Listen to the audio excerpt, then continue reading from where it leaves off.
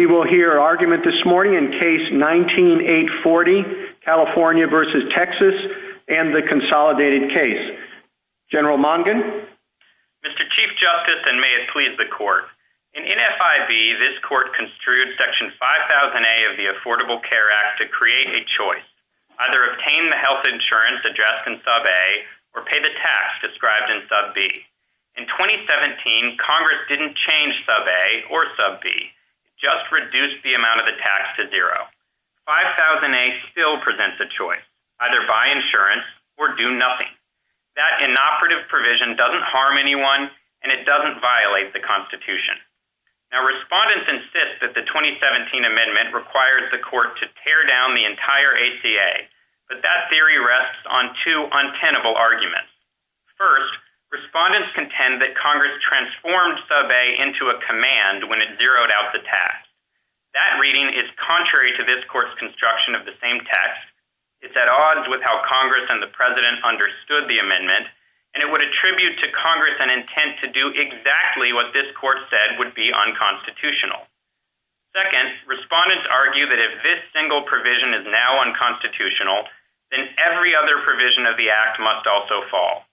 But the starting point of any remedial analysis would be the strong presumption in favor of severability, and here the text and statutory structure powerfully confirm that presumption. After a year of debate about the future of the ACA, Congress made a single surgical change. It made 5000A unenforceable by eliminating the only legal consequence for not buying insurance, and it kept every other provision in place. So we know the rest of the Act should remain in effect if 5000A is held to be unenforceable, because that's the very framework Congress itself has already created. Mr. Chief Justice, I welcome the Court's questions. Thank you, General Mongan. I'd like to begin with the standing issues. Is someone who does not follow the mandate and purchase insurance violating the law? Not on our view, Your Honor. We think that this is an inoperative provision and there is no legal command. But even if the Court were to accept the plaintiff's theory that it is a command at the standing stage, they still can't establish standing because there's no threat or even any possibility that that command would be enforced against them. Well, so if someone who doesn't purchase insurance pursuant to the mandate applies for a job down the road and has to fill out a questionnaire asking whether you've ever violated the law, which box should he check, yes or no? Well, I think if their view, Your Honor, is that this is a command, I suppose they'd have to say that they'd violated the law. And if they had alleged that they were applying for such a job and that the employer was going to use such a form, then that might be a viable theory of standing. But of course, there's no such allegation before us here today. Well, let's say Congress passes a law saying everybody has to mow their lawn once a week.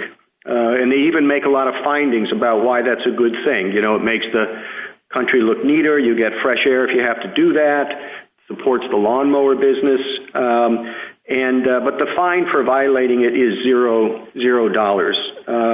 Do they have standing? I mean, the neighbors will see that they're not obeying the law. The objectives of Congress will not be fulfilled. In other words, there'll certainly be injury to that person, and I wonder if under your theory that person would not be able to challenge the law. I don't think that they would be on the theory that they've altered their conduct to comply with the law and they've suffered some injury. I think that follows from this Court's cases in Poe and Holder and American Booksellers, that it's not enough to say that I'm injured by complying with the law. You also have to show some real threat of enforcement. And here, of course, Congress eliminated the only enforcement mechanism in 5000A. Thank you, General. Justice Thomas? Thank you, Mr. Chief Justice. General Mongan, in putting it the Chief Justice's question in today's terms, I assume that in most places there is no penalty for wearing a face mask or a mask during COVID. But there is some degree of opprobrium if one does not wear it in certain settings. What if someone violates that command? Let's say it's in similar terms to the mandate here, but no penalty.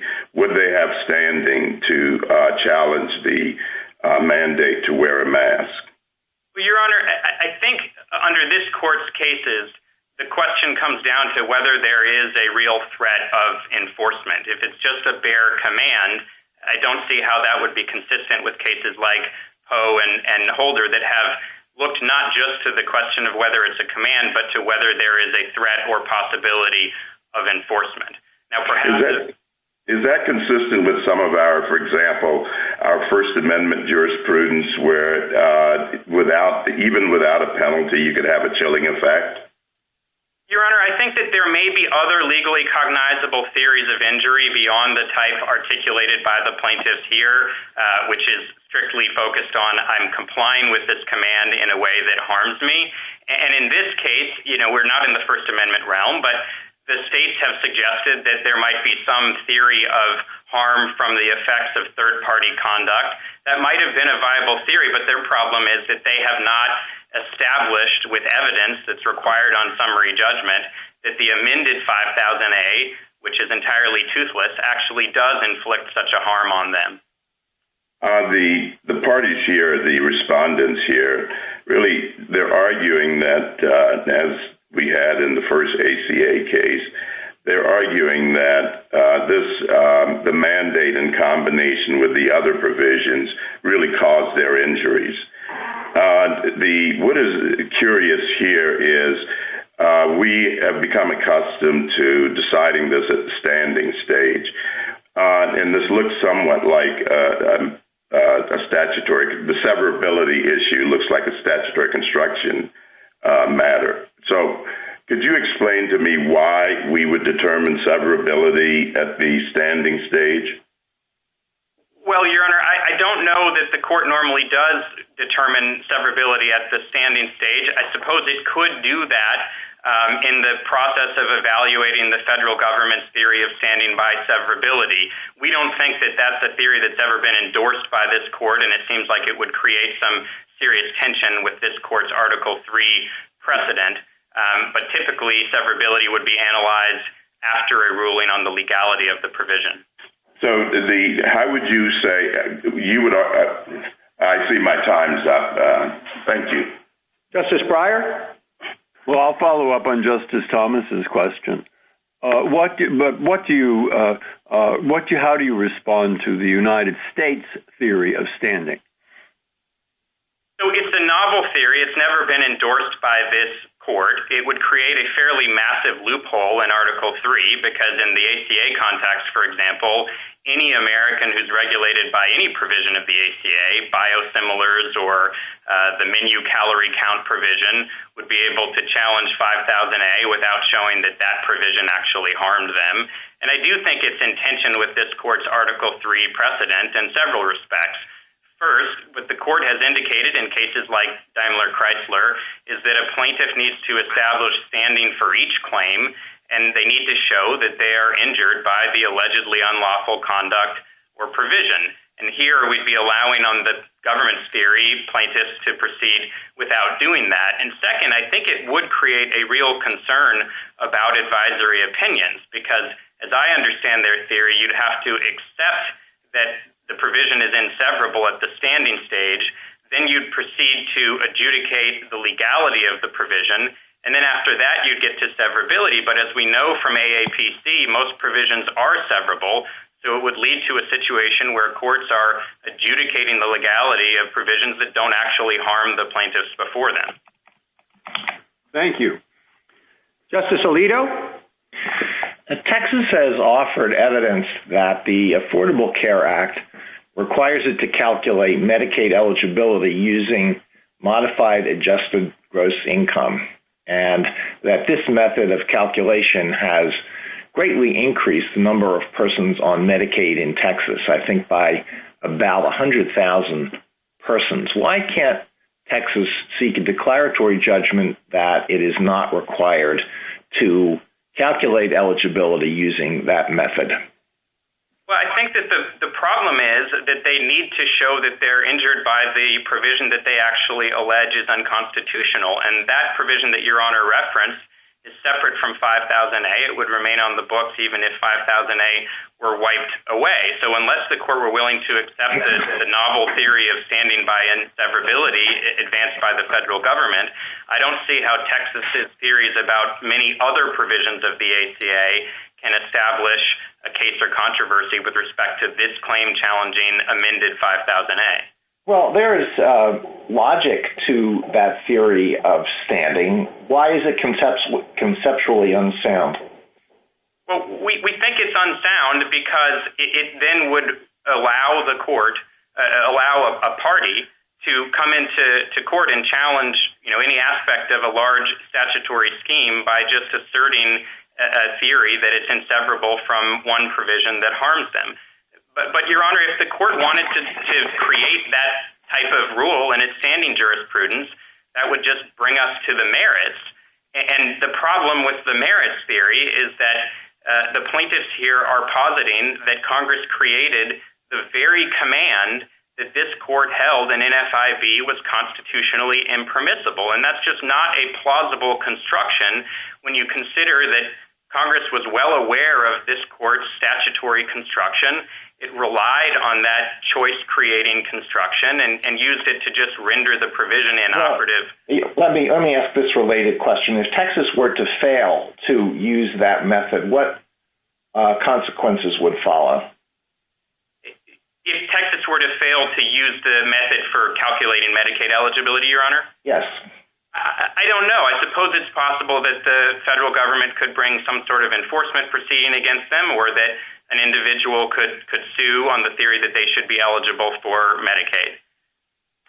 Well, I would ask a related question about what would happen if the IRS attempted to assess penalties on state employers for failing to comply with the reporting requirements in sections 6055 and 6056. In a collection proceeding, could the state argue that it has no obligation to follow that because they can't be severed from the individual mandate? Well, those are separate provisions. I suppose it's possible that a defendant could try and advance that as a defense in response to such a claim, but that doesn't mean that as a plaintiff they can go into court and establish an Article 3 injury tied to 5000A that's sufficient to exercise the court's jurisdiction. Thank you. Justice Sotomayor? Counsel, if I understand, and please tell me if I understand your point correctly, which is if they have claims challenging the provisions that Justice Alito asked about, they should have brought that challenge, not a challenge based on the individual mandate, correct? That's exactly right, Your Honor, and although they have discussed a lot of the costs that flow from other provisions of the ACA, they haven't directly challenged those provisions, and they haven't advanced any theory as to why those provisions are unconstitutional. Second, counsel, give me your best argument why it would be unreasonable or not legally enforceable for plaintiffs to read the individual mandate as a legal command. You answered Justice Roberts' questions in a hypothetical, but I'm asking, are you accepting that hypothetical or that assumption, not hypothetical, I used the wrong word, assumption, or do you have, what's your best argument that it's not a command? No, we're not, Your Honor. This court authoritatively construed 5000A and NFIB as not a command. It said it was a choice between buying minimum coverage as set out in Sub A or making the alternative tax payment in Sub B. That's an authoritative construction that Congress relied on when it amended the provision in 5000A. Congress did not clearly indicate that it wanted to depart from that choice construction. Rather, it relied on the choice construction, zeroed out the tax as a means of making the provision inoperative. And I think this is a critical point, Your Honor. Congress was entitled to rely on this court's authoritative construction, and we ought to give Congress the benefit of the doubt that it was doing what it said it was doing, preserving a lawful choice, rather than imposing the same But counsel, I have no quarrel with, but why should we presume that a common citizen who wants to comply with the law would make that assumption, or should make that assumption legally? Well, Your Honor, I think that to the extent that a common citizen is considering the intricacies of federal law, they would consider this court's authoritative and very prominent holding about this provision in NFIB. And of course, they would also consider the very public and repeated pronouncements of the President and members of Congress who said, we've gotten rid of the individual mandate, and now you're allowed to freely choose what to do with whether to buy insurance. One last question. If I understand your standing argument within this involving the states, but are you arguing that the states are not harmed by the cost of more people enrolling in insurance as a legal matter, or is it that as a factual matter you think they have not yet demonstrated that they were harmed? As a factual matter, Your Honor, we're on summary judgment. It was their burden to introduce specific facts showing that amended 5000A actually drives up their costs. They put in 21 declarations, but they didn't actually address that point. So how do you deal with their argument that you had the burden of coming forth with evidence? Well, I just don't think that that's consistent with precedent. It's the plaintiff's burden at summary judgment to establish that they have satisfied the requirements of standing. Justice Kagan? General, just continuing on this point of the state's standing, I mean, why wouldn't it be right to say something like, look, you can expect that as a result of this law, more people will buy insurance, even when there's no enforcement mechanism.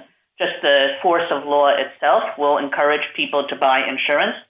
And Texas is now saying, well, that costs us money. It costs us money because of its effect on programs like Medicaid, and it costs us money because we have to send out these forms saying that you've bought insurance. I think that those are Texas's two arguments. Well, Your Honor, we think under this court's precedents in cases like Lujan, that might be enough at the pleading stage, but that it wouldn't be sufficient at the summary judgment stage. But frankly, Your Honor, if we're misreading those cases, we'd be happy to lose on the issue of state standing and litigate this case on the merits and then have Texas's rather minimal showing here set the bar for state plaintiff standing theories going forward. We just don't think that your cases allow it. And why is that? What case doesn't allow it? Well, I think it's just a general principle that a plaintiff must adduce specific facts to establish injury and causation, as the court indicated in Lujan. And that, we would think, would require something more than speculation or supposition. And how about on the individual plaintiff side? This is going back to the Chief Justice's questions. I mean, why isn't, or why shouldn't the force of law itself, a person can say, if the law says I need to do something, then I have to do something. And that, we want citizens to be law-abiding. Why isn't that enough to create standing? Well, I understand that point, Your Honor, but I think that that's contrary to what this court has said in cases like Poe. I mean, there the doctor plaintiff said, I'm looking at this law. It says that I can't give advice to my patient, and I think the law is unconstitutional, and it harms me because I'm not able to give this advice. And the court said, well, that's not enough. You also have to show a real threat of enforcement. So I think that would be a departure from what this court has indicated before, and it might open the door to quite a number of additional pre-enforcement challenges. Thank you, General. Justice Gorsuch? Good morning, counsel. Let me pick up where Justice Kagan left off. As I understand it, the United States could still bring a civil action to enforce the mandate under 26 U.S.C. 7402A. Is that your understanding as well? That's not my understanding, Your Honor. I think that this court made clear in NFIB that the only legal consequence of not purchasing insurance is the requirement to pay a tax, and Congress has repealed or zeroed out, rather, the tax. So there are no remaining legal consequences, and I don't... Let's just suppose for the moment that you're mistaken, and 7402A would allow a civil enforcement action. Would that change your view about the individual standing? Potentially, although I think what this court has looked to is not just the possibility of an enforcement action, but whether there is a real threat of enforcement. And here I don't see how they'd establish that because, of course, the federal government has indicated that there's no further requirement for individuals to purchase health insurance, at least at the highest levels of the executive branch. That's the signal that's sent out to the country. So individual Americans would have to await an enforcement action before bringing a lawsuit challenging a federal statutory command? Well, that's our understanding of your cases, Your Honor. But again, if we're misreading the standing cases, we're very happy to litigate this question on the merits because we don't think that they have any plausible basis for reading this as a command, and we'd be happy to have the court reach that question either at standing or on the merits. And then with respect to the states, again, picking up on Justice Kagan's point, I thought I heard you agree that the theory of standing, that there's raised costs on enrollment-based injuries or compliance-based injuries could be enough to secure standing. It's just a failure of proof at the summary judgment stage. Is that a fair summary of your position? Yes, that follows from Department of Commerce. States can establish standing if the predictable, if they actually identify specific facts showing that predictable choices by third parties are going to drive up state costs. But unlike the census case where we had lots of expert declarations and specific facts and detailed government memoranda showing that connection, Texas here has just not introduced any specific facts indicating that amended 5000A would inflict a concrete harm on the plaintiff state. So if all we need is a substantial risk of a predictable effect of government action on the decisions of individuals, why isn't the Congressional Budget Office report stating that even after the penalty is removed, a small number of people will enroll because of a willingness to comply with the law? And it follows from that there will be increased costs to the states. Your Honor, I think the CBO report from 2017 is probably the best thing they have going for them on state standing. We don't think it's sufficiently specific. It's a single sentence, and CBO didn't offer any data backing it up. And do you disagree with it? I don't think that we have any basis to agree or disagree with it. So it's an uncontested fact in the record? No, I don't believe that's right, Your Honor. It doesn't say anything specific to the plaintiff states, and it doesn't say anything specific to plaintiffs who are eligible for state health plans. So we wouldn't think that that's enough at the summary judgment phase. But again, Justice Kavanaugh? Thank you, Mr. Chief Justice, and good morning, General Mongan. To pick up on individual standing questions of the Chief Justice and Justices Kagan and Gorsuch, suppose Congress passed a law requiring every American who lives in a house to fly an American flag in front of the house. There's no penalty, and the question then is individual standing. Under Lujan, you're the object of the regulation as a homeowner. It's a forced acquisition of an unwanted good or service. Why isn't that enough to give you standing, knowing that some people are going to do that, buy the flags and fly them simply because Congress requires that? Well, Your Honor, I think if their theory was identical to what the individual plaintiffs advanced here, simply that, look, we are actively complying with this and it is causing us harm, that would run into a similar problem with the Poe line of precedent. But there may be some other legally cognizable injury, especially in the First Amendment context.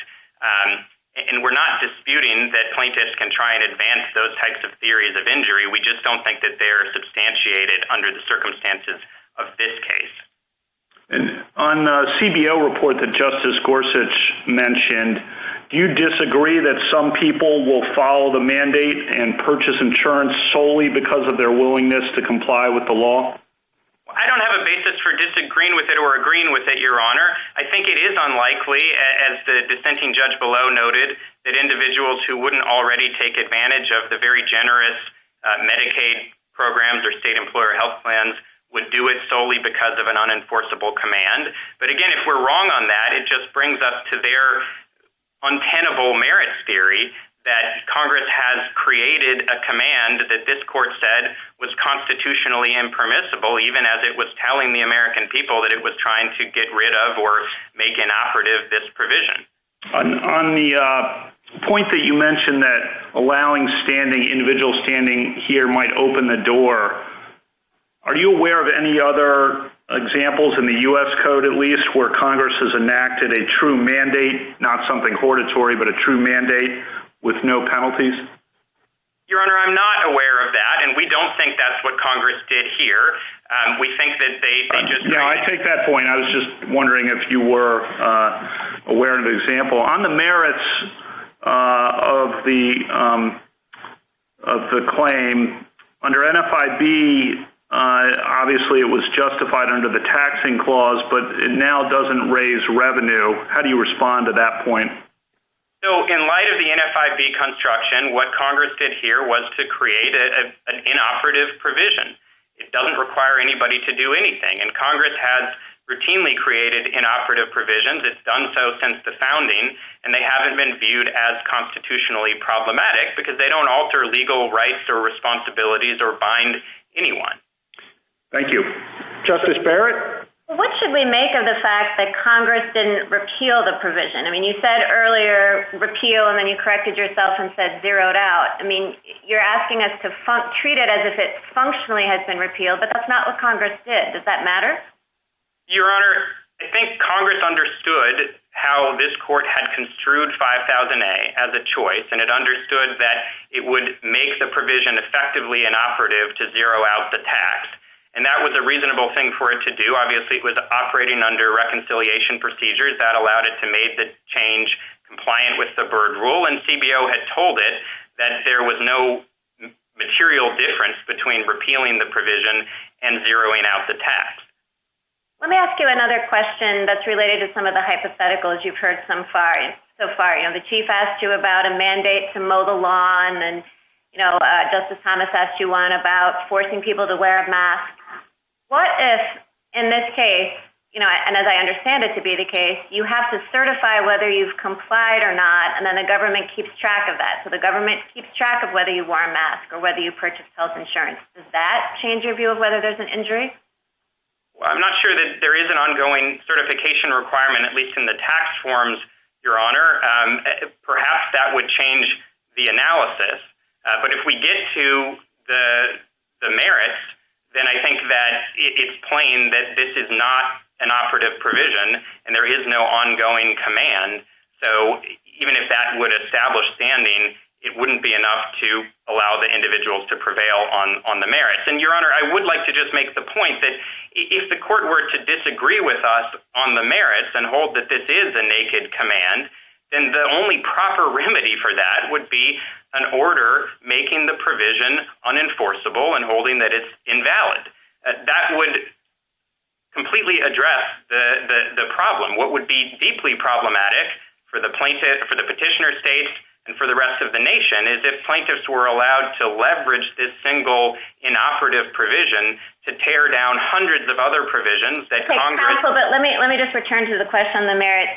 So the states have said these forms 1095B and C do require, as part of taxes, for one to certify whether or not one has maintained the minimum coverage necessary. Is that incorrect? Well, Your Honor, the states do have to send out the forms. Those are required by separate provisions, and they serve continuing purposes related to the premium tax credit and the employer mandate that have nothing to do with 5000A.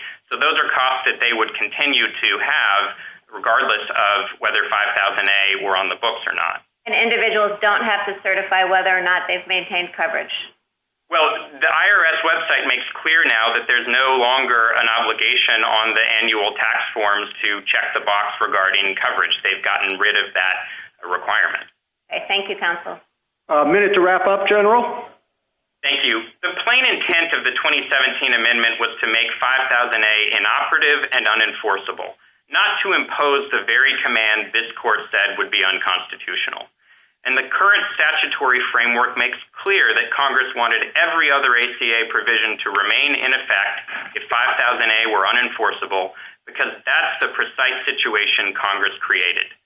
Respondents in severability theory would do violence to Congress's intent, invalidating hundreds of provisions that Congress chose to leave in place and that are functioning perfectly well without an enforceable 5000A.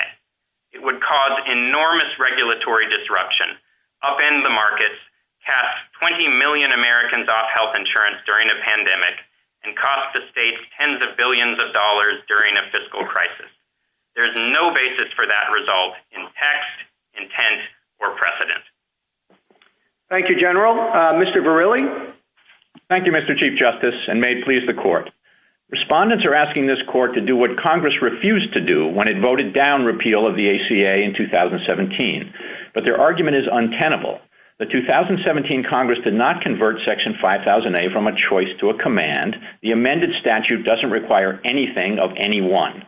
And even if one misconstrues 5000A as a mandate, it's not plausible that the same Congress that had just eliminated any economic pressure to purchase insurance nevertheless thought that an unenforceable mandate was so vital that its invalidation should doom the remainder of the ACA. There is just no way that Congress would have preferred an outcome that throws 23 million people off their insurance, ends protections for people with pre-existing conditions, and creates chaos in the healthcare sector. Respondents' arguments take constitutional adjudication as a game of gotcha to a whole new level. But this is not a game. This Court's precedents require respect for the constitutional role of Congress, and those precedents emphatically foreclose the outcome respondents seek. Mr. Verrilli, 8 years ago, those defending the mandate emphasized that it was the key to the whole act. Everything turned on getting the money from people forced to buy insurance to cover all the other shortfalls in the expansion of health care. And the briefs here on the other side go over all that. But now the representation is that, oh no, everything's fine without it. Why the bait and switch? And was Congress wrong when it said that the mandate was the key to the whole thing? That we spent all that time talking about broccoli for nothing? So, Mr. Chief Justice, in 2010, I don't think there's any doubt that Congress made a predictive judgment about what would be needed to create an effective market, and they adopted a carrot and stick approach. And there were a lot of carrots. You know, the policies were attractive, limited copays, no annual or lifetime caps. There were generous subsidies to draw people into the market, and it was easy to enroll because of the exchanges. But there was also a stick, the tax payment if you didn't enroll. And I don't think there's any doubt that the 2010 Congress thought that stick was important. But it's turned out that the carrots work without the stick. That's the judgment that the Congress made in 2017. It's what what the CBO told Congress. That Congress asked the CBO, what'll happen if we repeal the mandate outright? What'll happen if we zero out the tax? And CBO came back and said, whether you zero out the tax or you repeal the mandate, the effects on the market will be the same. The market will remain stable over the coming decade.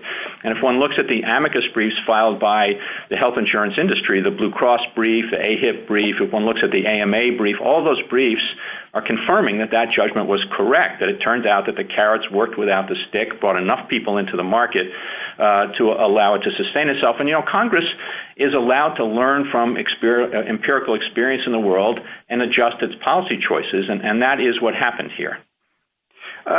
General MONGAN was asked about whether the burden on the state was enough to support standing. And, of course, he had a little bit of a conflict representing a state, but you don't. Do you think that burden is sufficient? The paperwork burden, essentially. No, Your Honor, I don't, because the paperwork burden flows from provisions other than Section 5000A. And so unless the court were to accept the standing through inseverability theory, I don't think there's a basis for finding standing on the basis of that injury. Thank you, General. Justice Thomas? Thank you, Mr. Chief Justice. Counsel, Justice Barrett asked whether or not eliminating the penalty of the act wasn't changed, about the mandate provisions weren't changed, just the penalty was eliminated. So was that all that was necessary to eliminate the centrality of this and importance of this provision? Because when you argued that when this case came up, as the Chief Justice said some years ago, this provision was the heart and soul of the Affordable Care Act, and I know the assessment has changed, but the provision hasn't changed with the exception of the penalty. Could you explain why that penalty provision was so critical to the centrality of this provision? Well, I think, Your Honor, this does go to the heart of the severability question, and I guess the argument that my friends on the other side are making is that the continued existence of 5000A sub A, even though it's unenforceable and there's no tax anymore, is still central to the operation of the Act, such that under the court's inseverability precedents, Congress would have preferred that the entire Act come down if that provision was struck down. And I think there are 4 reasons why that can't be right. First, you'd have to accept that the 2017 Congress said, we're going to eliminate any financial pressure to stay in the market, but the moral suasion is still so important that the entire law has to fall. And I just don't think that's a plausible account of what happened in 2017. Second, Congress asked the CBO what would happen if they repealed, what would happen if they zeroed out the tax. And the CBO came back and told Congress the effect on the market will be the same either way. In other words, there will be no material difference between zeroing out the tax and flatly repealing Section 5000A sub A. And that's the context in which Congress acted here. Third, the contemporaneous history is quite clear. The president, the congressional leadership, the bill sponsors, the committee chairman, they all were shouting from the rooftops that they were repealing the mandate and giving citizens complete flexibility about whether to purchase insurance.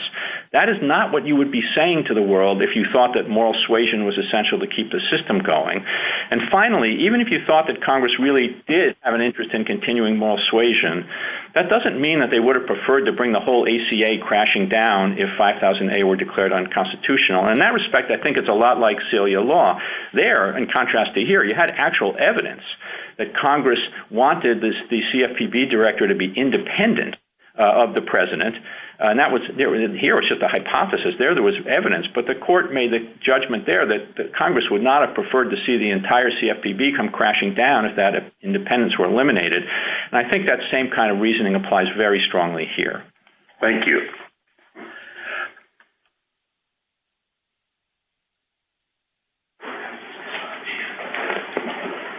Yes.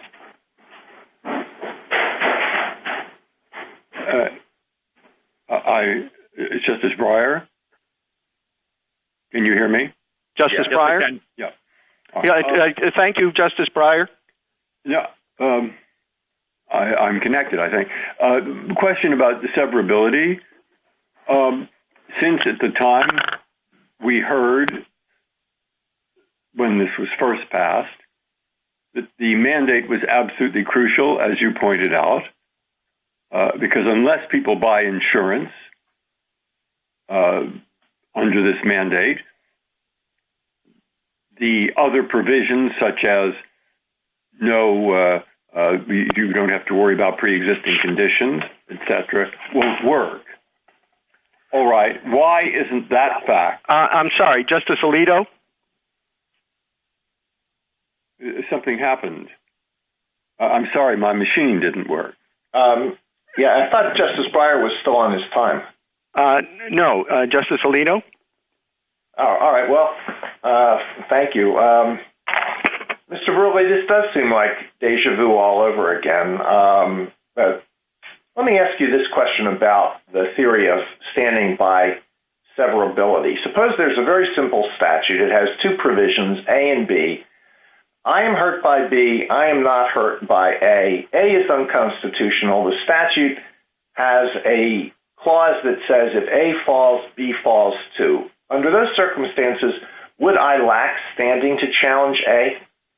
Well, that hypothetical definitely tests the limits of our objection to standing through inseverability, and I think it would be hard to maintain that position in the face of a statute like that. But what I will say, Your Honor, is this, that what it does point up, I think, is that if the court is going to validate the theory of standing through inseverability for the first time, that it ought not to do so combined with a presumption of inseverability at the standing stage, because even the situations like the one Your Honor's hypothetical describes are going to be very rare. And most of the time, as the plurality opinion in AAPC acknowledged, severability will be the outcome. And so if one presumes inseverability, even in cases like this one without an inseverability clause, then I think that is, as General MONGAN identified, an open invitation to advisory opinions, because you're going to grant standing on the basis of the injury caused by Provision B, hold Provision A unconstitutional, and then say, but it's severable, and therefore the challenger doesn't get any relief. And so I think that's the problem. So I do think if the court really thinks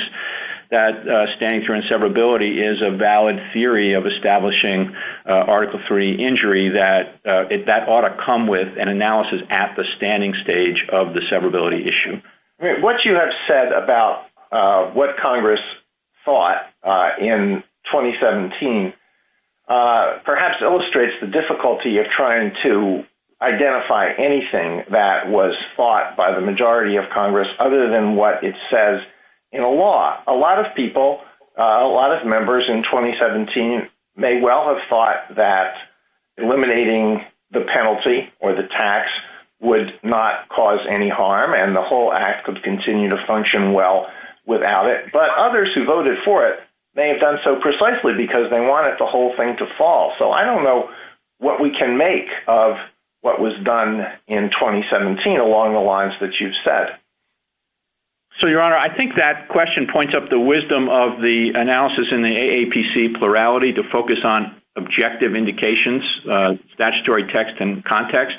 And beyond that, I would say I don't think it would be an appropriate thing for the court to do to assume that there were members of Congress who actually acting in violation of their oath to uphold the Constitution by voting for a provision they knew to be unconstitutional in the hope it would bring the law down. I just don't think that's a premise the court ought to indulge in any case, and certainly not in this one. When applying the objective factors, what we know is that Congress zeroed out the tax penalty, which is a very strong textual signal that Congress did not think that the 5000A sub A needed to, what was necessary to play any significant role in maintaining these markets. And of course, the context here.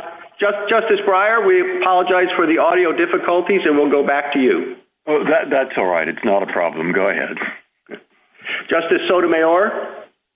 Counsel, am I assuming your answer to be that given a choice between, or among, because there could have been many choices, between invalidating and the entire ACCA and just zeroing out the tax, that the 2017 Congress's choice was to just zero out the tax, correct? Yes, that's manifest on the record, Your Honor. There were efforts to repeal the entire ACA. Those efforts failed in the Senate. They were voted down. So we know that that effort to repeal the entire ACA was voted down, and the only change made was this the zeroing out the tax in 5000A. And so if the choice is, yet again, after NFIB, declaring the individual mandate unconstitutional, if one sees it as a command, the 2017 Congress has already told us that it doesn't want the rest of the act to fall, correct?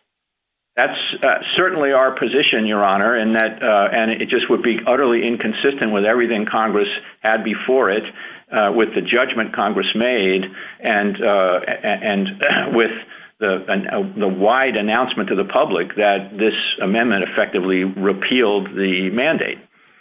Counsel, there's an intuitive feeling that if the individual mandate is struck down with respect to standing in the states, that they would have less reporting cost because, or less enrollees in their Medicaid and CHIPS program. That's their argument about standing, correct? That's their argument. Aside from inseverability, that's the only direct injury they claim flows from 5000. Would you address that argument? Your co-counsel for the states seems to say there's no evidence that that's true or false.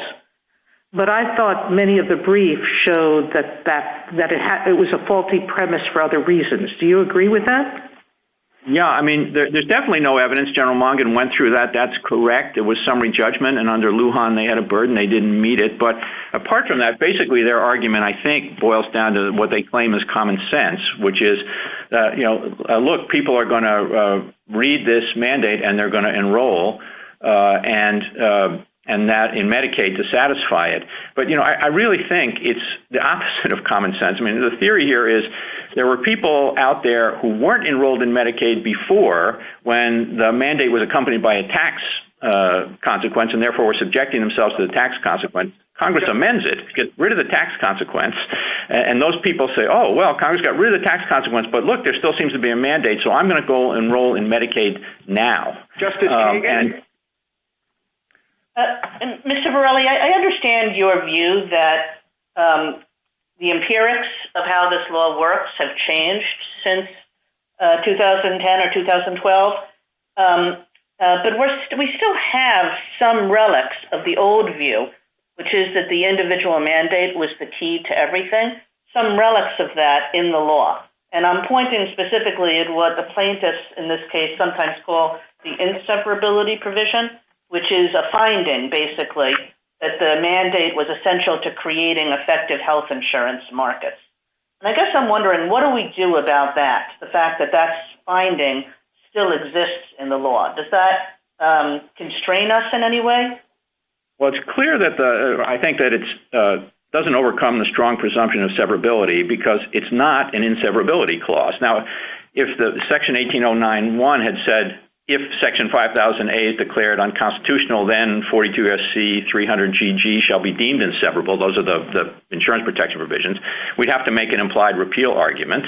I think we'd have a strong one, but we don't need to make that because the finding is not an operative provision of law. It's just a finding. And I think what's key is that what it expresses is the 2010 Congress's view about the state of affairs that existed in 2010. As a textual matter, the provision is addressing Section 5000A as it was originally enacted in 2010. That is the insurance, the mandate to purchase insurance backed by the tax.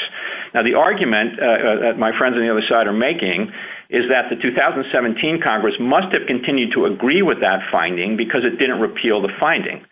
But the 2017 Congress couldn't possibly have agreed that a requirement backed by a tax consequence was essential to an effective market because the 2017 Congress eliminated the tax consequence.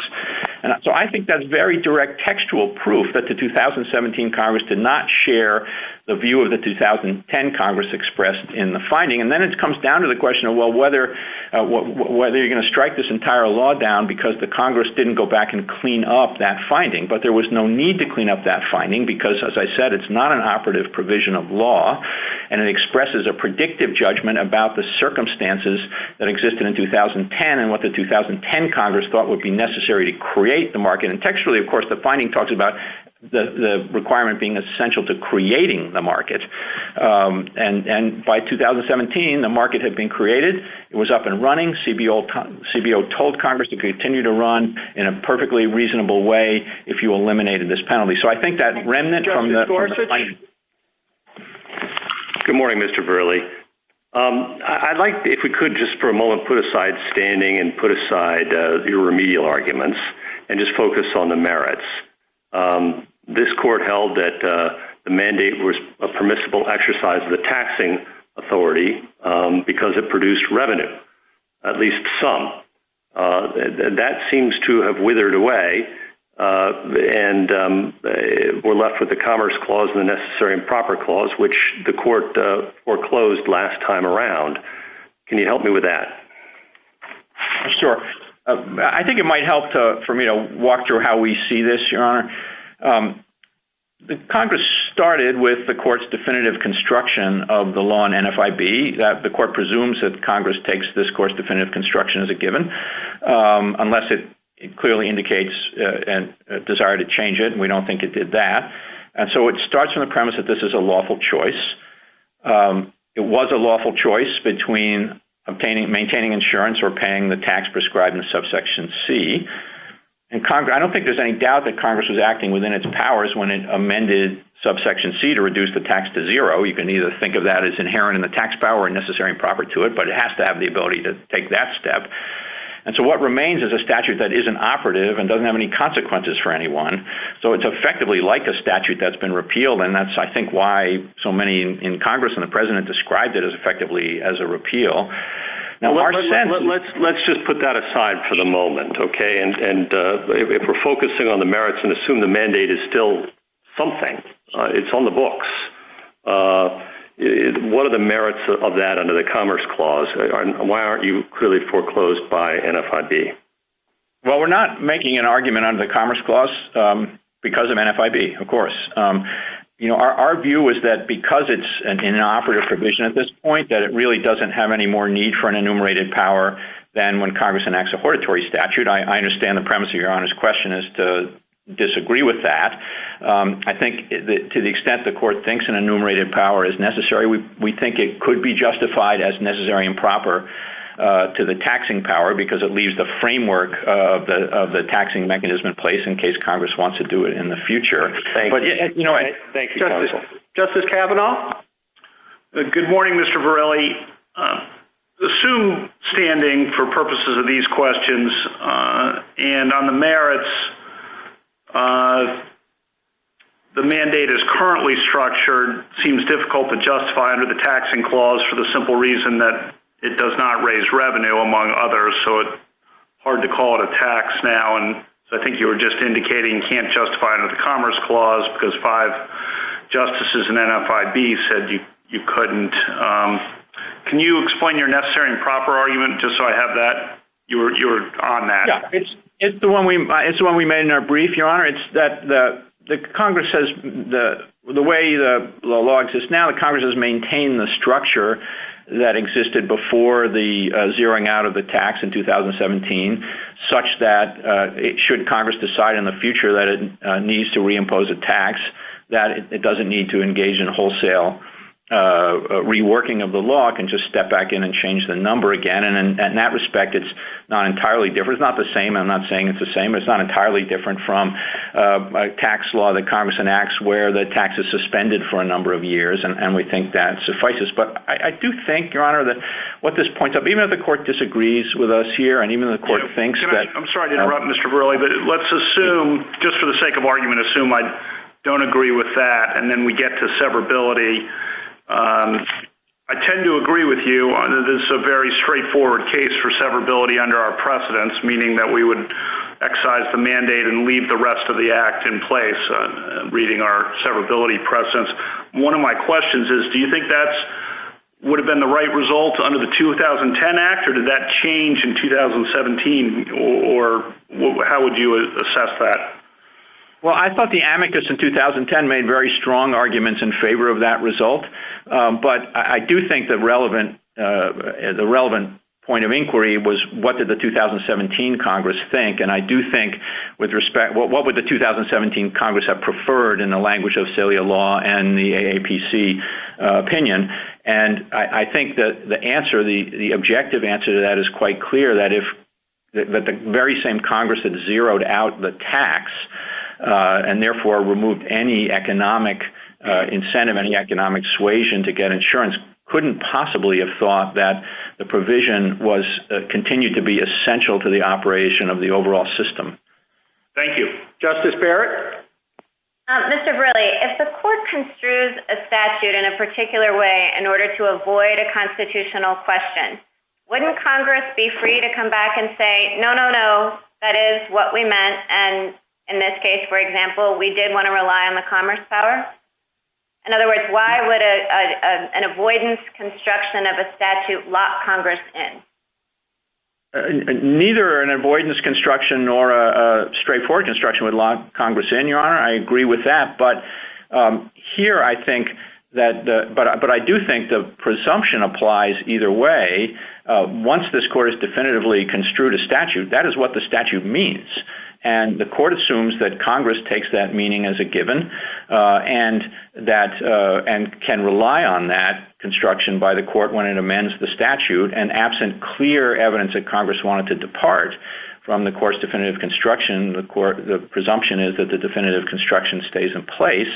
And I do think that has to be the case here, because the only way to make sense of what Congress was doing and what, as I said, everybody involved in this process said Congress was doing, was that they assumed that the choice-creating structure that was the definitive construction of the Act after NFIB remained, and that by zeroing out the tax, they relieved any perceived need by anyone to purchase insurance if they didn't want it. That's what everybody involved in this process said they were doing. Why couldn't we say that when Congress zeroed out the tax, it was no longer a tax because it generated no revenue and therefore could no longer be justified on the taxing power, so Congress was presenting it as a mandate which would have to be justified by the Commerce Clause? Well, I think for the reasons I said, Your Honor, and I do think that the statements by the legislature, by the legislators and the president and everyone else, I know that that's legislative history in a sense, but I do think there's wide agreement that those kinds of statements can be looked to as evidence of what of the meaning that a provision is capable of bearing. It's clearly capable of bearing the meaning that we've identified, and it seems like the only explanation for what Congress did here is that they assumed that that was its meaning. If they had assumed the opposite and wanted to impose a command, I presume somebody would have said that, and everybody said the opposite. And of course, a minute to wrap up, Mr. Verrilli. Thank you. The Affordable Care Act has been the law of the land for 10 years. The healthcare sector has reshaped itself in reliance on the law. Tens of millions of Americans rely on it for health insurance that they previously couldn't afford. Millions more rely on the Act's other protections and benefits. To assume that Congress put all of that at risk when it amended the law in 2017 is to attribute to Congress a recklessness that is both without foundation in reality and jurisprudentially inappropriate. In view of all that has transpired in the past decade, the litigation before this court, the battles in Congress, the profound changes in our healthcare system, only an extraordinarily compelling reason could justify judicial invalidation of this law at this late date. Respondents' arguments in this case are anything but. They should be rejected. Thank you. Thank you, counsel. General Hawkins. Thank you, Mr. Chief Justice, and may it please the court.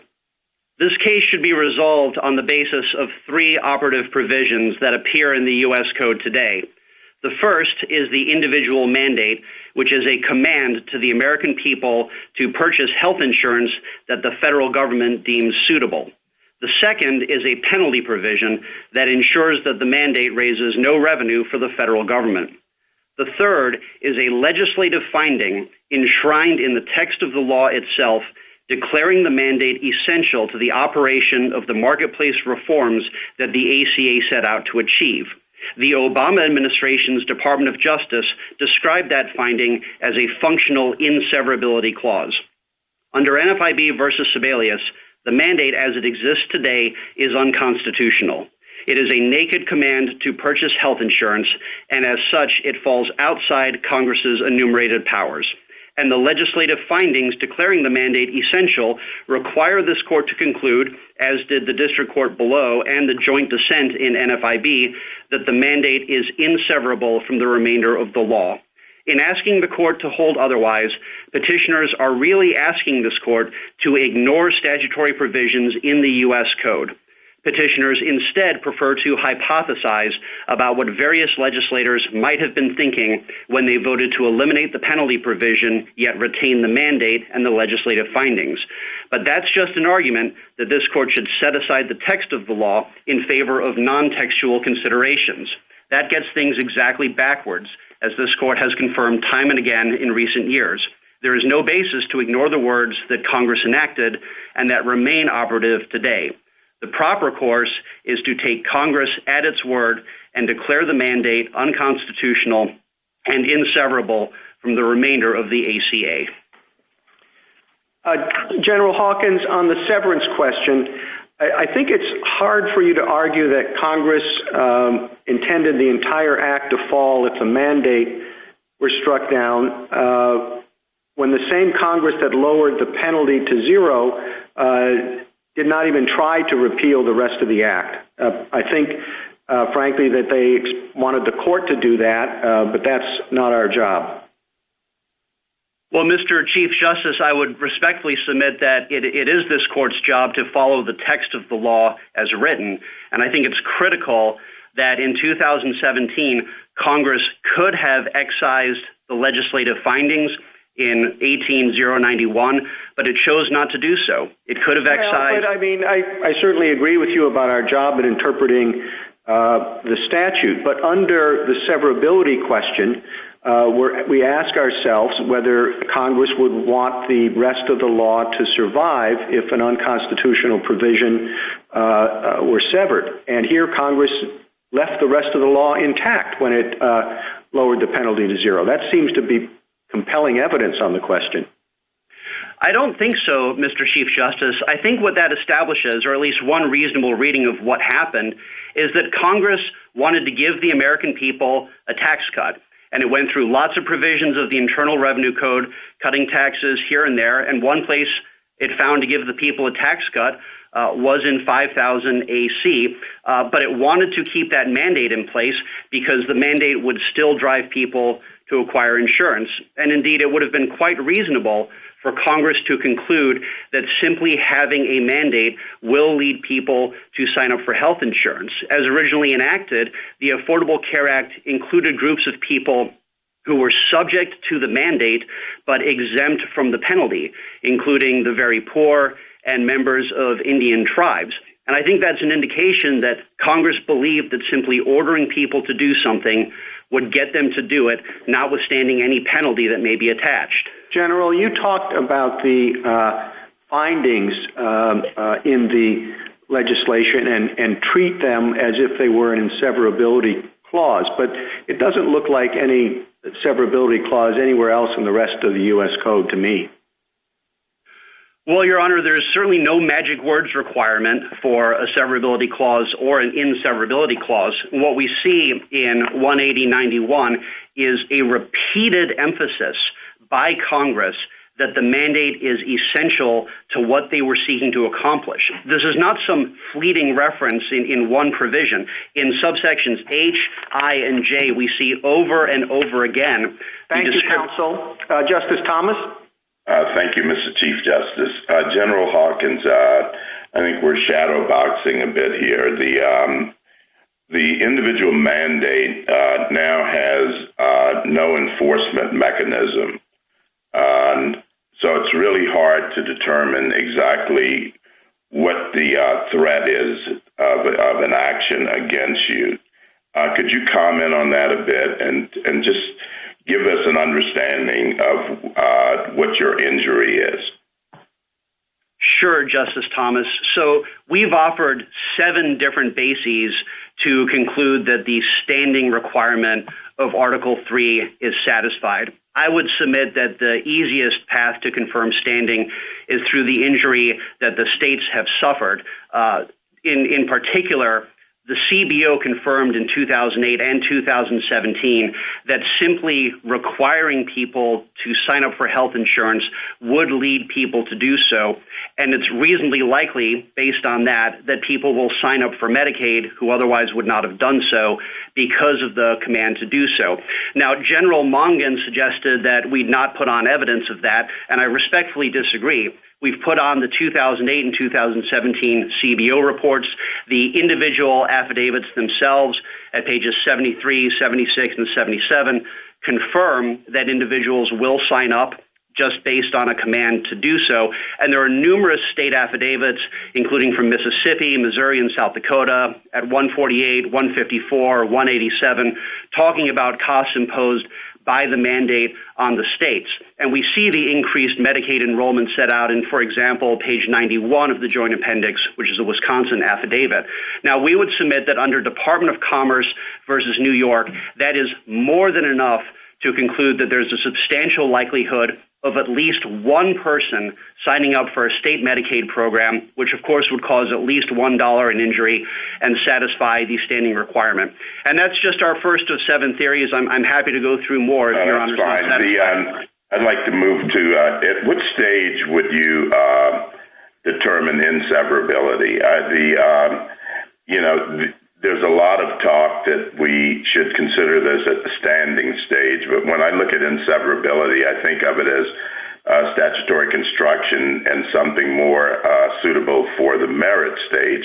But I'd like your comment on that. Well, Justice Thomas, we think that this court has described the severability analysis as part of the remedial analysis.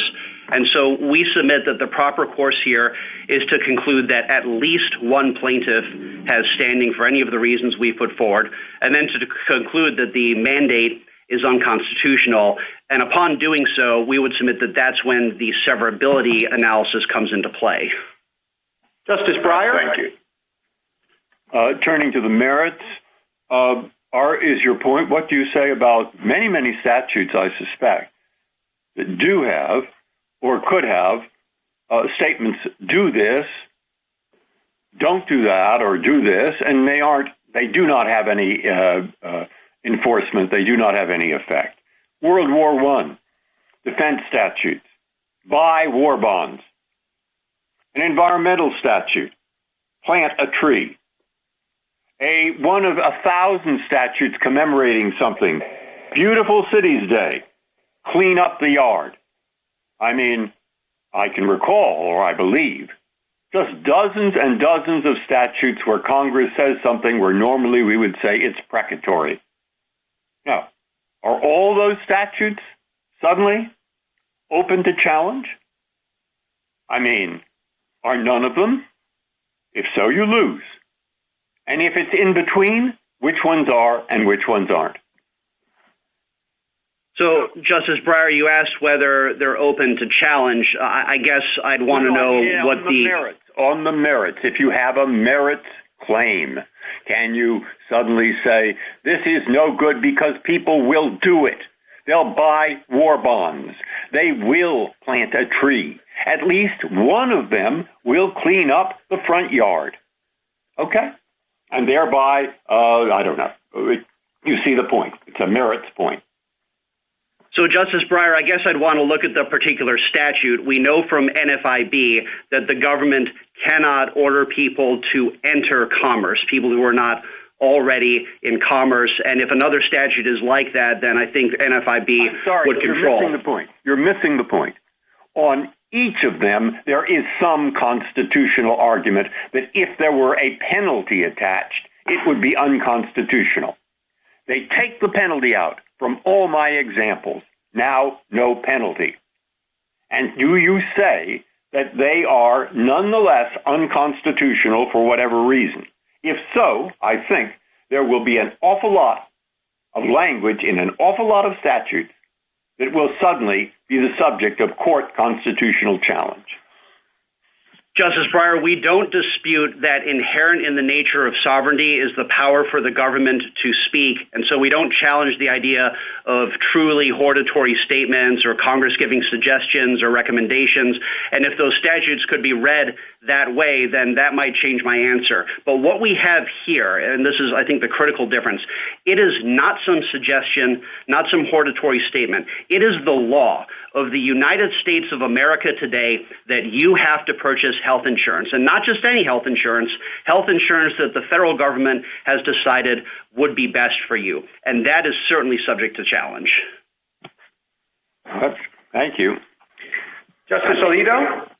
General Hawkins, can I ask you, I hope, two quick questions about your theories of standing. First of all, as to increased Medicaid costs because you are required to calculate eligibility based on modified adjusted income, what would happen if you didn't do that? Well, we don't know for certain because we haven't tried, but I believe the federal government could bring some action against us, or somebody who should be eligible for Medicaid under the ACA but isn't because of the way we've done the regulations, I suppose would be able to sue us. Would there be penalties? Does the Affordable Care Act set out any penalties for failing to do that?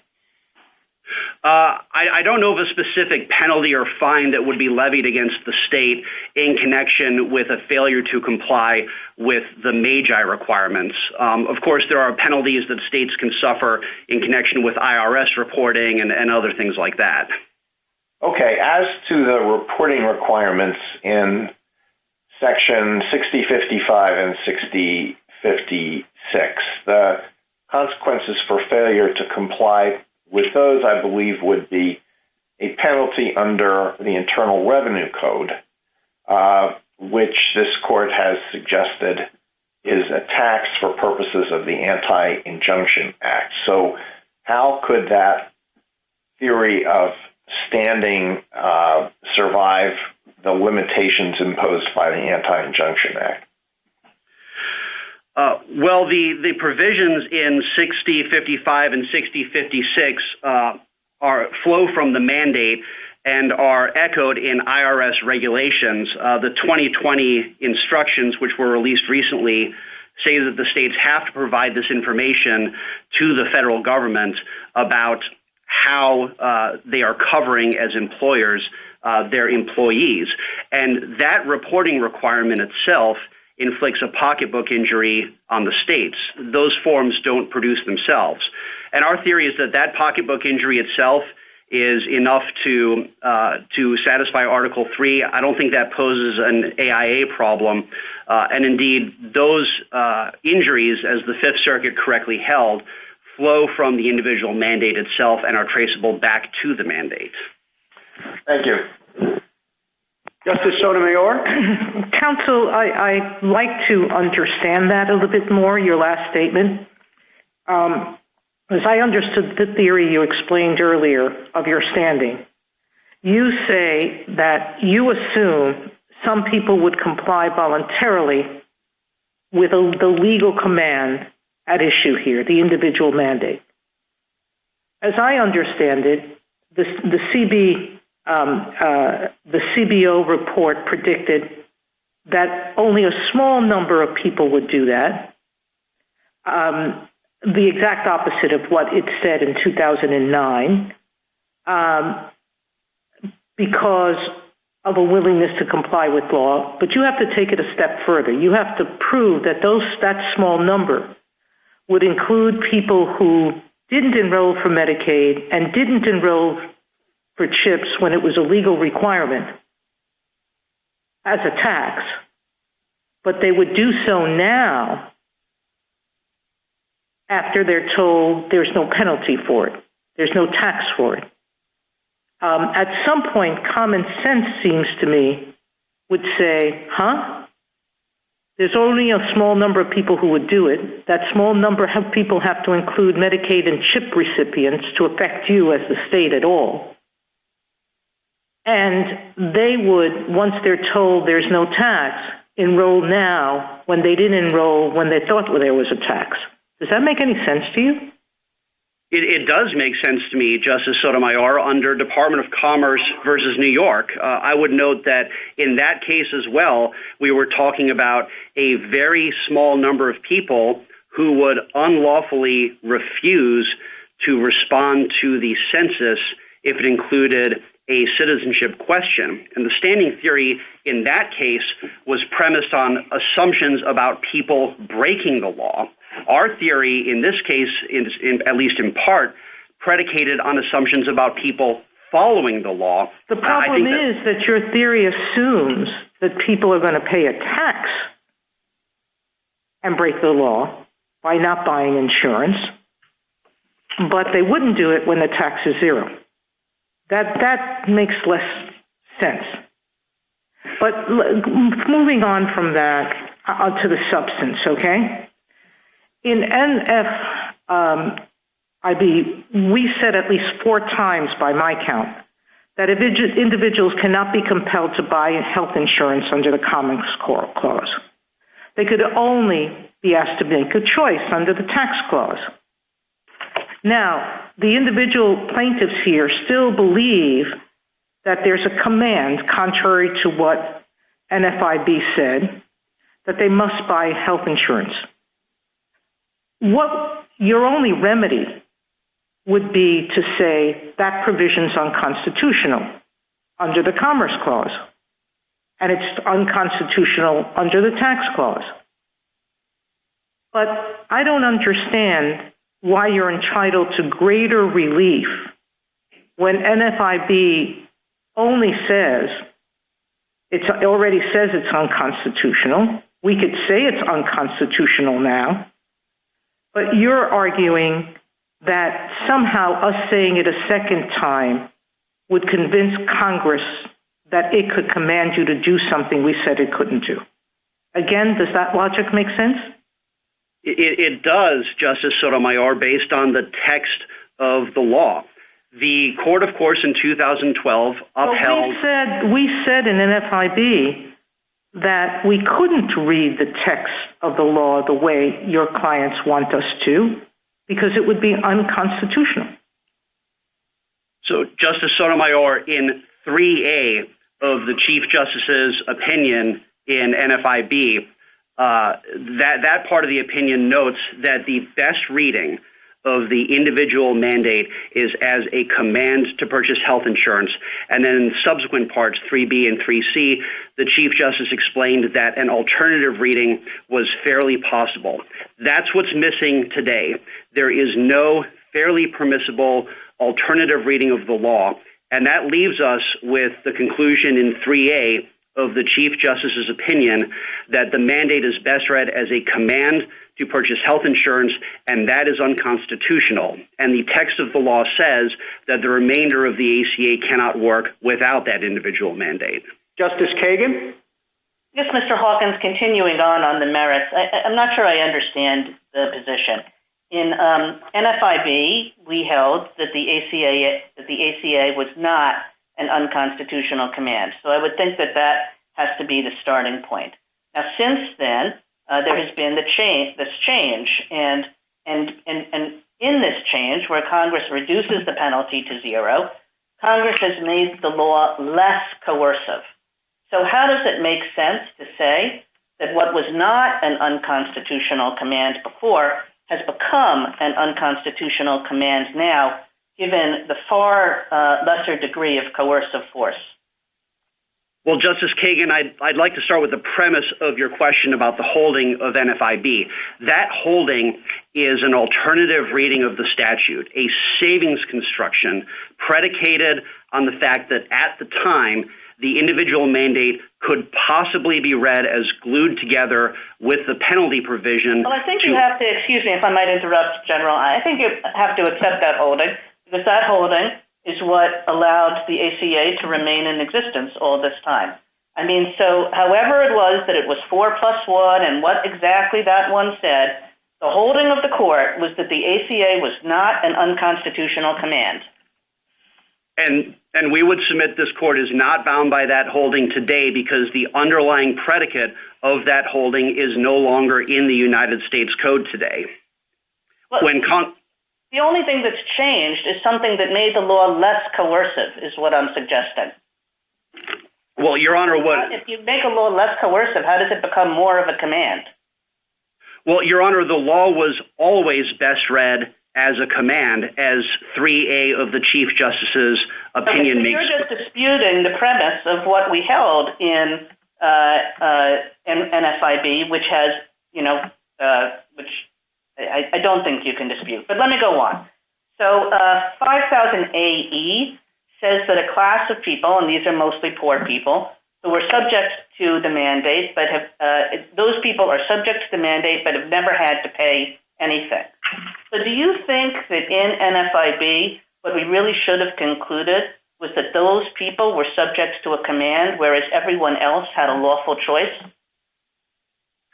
So I think that those people, the very poor and members of Indian tribes, I think that if at any point they had brought an as-applied challenge, I think they would have been entitled to prevail because Your Honor is correct. From day one, Congress has been ordering them to do something which is beyond Congress's commerce power. I mean, doesn't it seem exactly backwards, General, to say that those people who never had to pay a thing were subject to a command when people who did have to pay, who felt the coercive power of government, were not subject to a command? Your Honor, that is Part 3A of the Chief Justice's opinion in NFIB, indicating that the mandate is best read as a command. Now, to some people, to many people, a savings construction was available at the time, but in 2017, Congress effectively took these subsection E exemptions and expanded them to everybody. And the result is that there is no tax savings construction now available, and we're just left with a command. Thank you, General. Justice Gorsuch? Well, I'd like to pick up on that, on the merits, Mr. Hawkins, and good morning. As I understood Mr. Verrilli, his argument on the merits is that this is still necessary and proper to the taxing power, and that coercive authority is still in play. It's just that Congress has chosen to set it at zero and wants the flexibility of retaining that provision in law because it might choose later to increase the tax again. And what do you say to that response? I would say two things, Justice Gorsuch. Number one, this cannot be a tax because it does not raise revenue for the government and indeed cannot raise revenue for the government. In NFIB, the court noted, citing cases going back to the 1950s, that the essential feature of a tax is raising revenue. My second response, though, is that if the necessary and proper clause were to somehow save that, that would be giving Congress a police power. Everything is potentially a tax. And if Congress could justify any legislation on the grounds that, well, maybe one day we'll impose a tax, there would be no functional limit on Article I power. Let me turn to the remedial question here, and if you could address it with respect to the individual plaintiffs. They've asked for declaratory and injunctive relief. I guess I'm a little unclear who exactly they want me to enjoin and what exactly they want me to enjoin them from doing. So the declaration, which was count one, on which the district court has entered partial final judgment, was a declaration that the mandate is unconstitutional and inseverable from the remainder of the act. The defendants include the United States, HHS, the IRS, and their respective commissioners. And so the judgment would be a declaration that the defendants cannot would be a declaration that the individual mandate is unlawful and inseverable from the remainder of the act. What do we do about the fact that usually declaratory judgments in aid of pre-existing remedial jurisdiction, we normally require some proof that we can remedy a plaintiff's injury more concretely than just a mere declaratory judgment? Well, here I think that we'd have to show that there would be an injunction that would be available, and this is essentially an anticipatory action. So two things, Justice Gorsuch. Number one, the United States in district court insisted that an injunction would not be necessary and that it would treat the declaration as an injunction, and we took them at their word. Second, if that's not good enough, count 5 in our complaint is still pending in district court, and that is our request for injunctive relief. And that's still a live issue before the district court, and we can pursue that remedy if necessary. Thank you, counsel. Justice Kavanaugh? Good morning, General Hawkins. Assume for purposes of my questions that there is standing, just assume that. On the merits of the mandate, before we get to severability, I want to follow up briefly on Justice Breyer's questions, because my understanding might be a little different from his about the existence of other laws. I think when I asked General MONGAN, he agreed with me that there are no examples in the U.S. Code that he's aware of where Congress has enacted a true mandate to do something to purchase a good or service, not something hortatory, but a true mandate with no penalties. Is that right? I think it is, Justice Kavanaugh. I can't think of anything, and it would make sense that that were correct because the Affordable Care Act, of course, was an unprecedented statute. I believe that Congress had never tried to do before what it did here. Right, with or without penalties, right? I believe that's correct.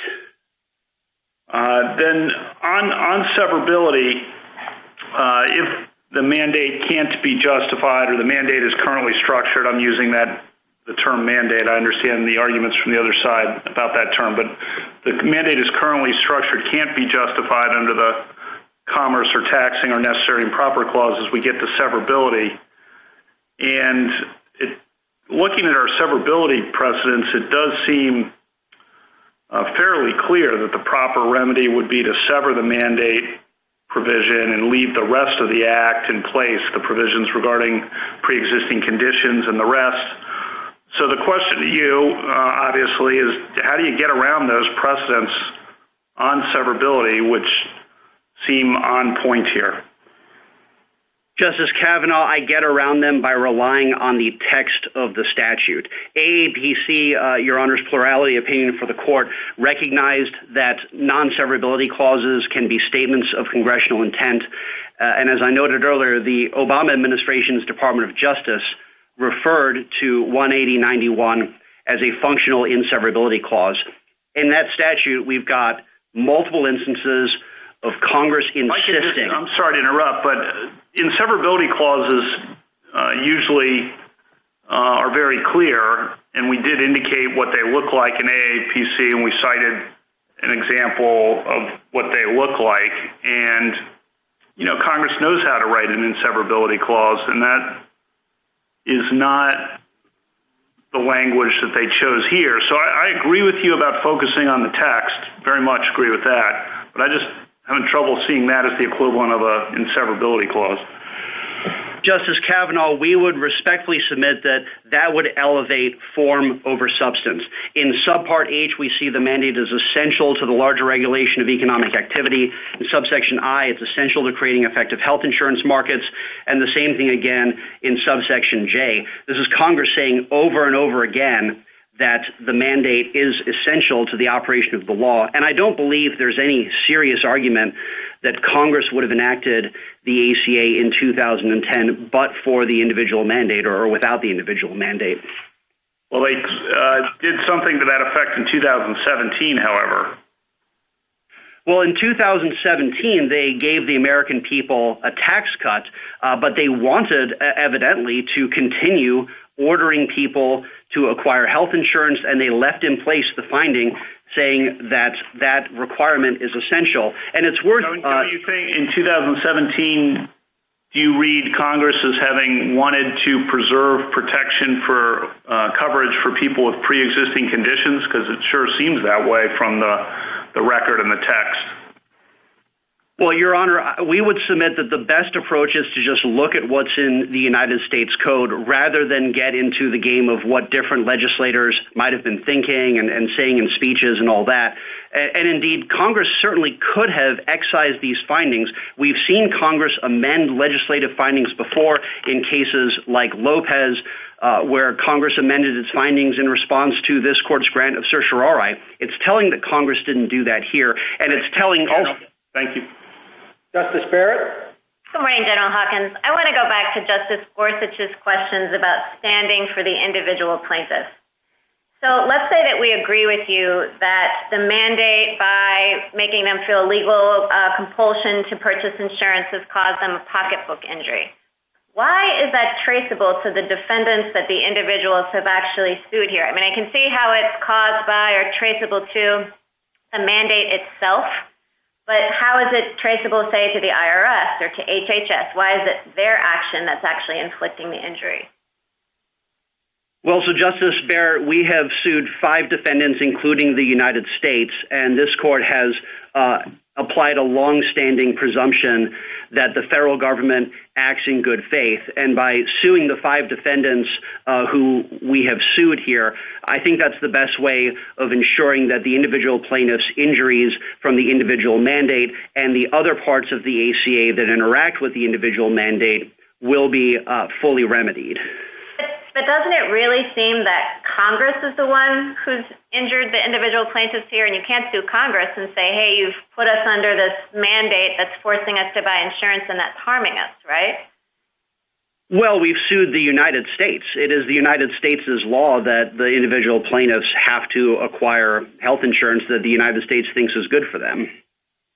Let me switch gears a minute and talk about state standing.